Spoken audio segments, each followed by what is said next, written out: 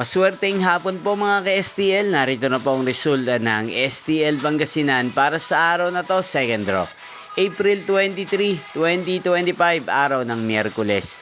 Naway ang mga natayan niyo pong mga numero kanina ay manalo nawa ngayong hapong ito, 5 PM. Kaya kunin niyo na po ang inyong mga tickets. Narito na po ang resulta.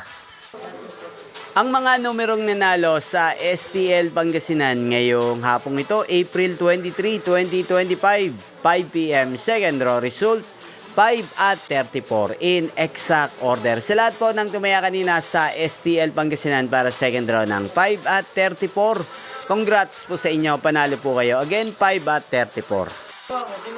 At ngayong hapong ito sa STL Pangasinan, atin pong i-shoutout si Ate Arian ng Pangasinan na lagi din pong nanonood sa channel na to. Shoutout po sa inyo, Ate Arian.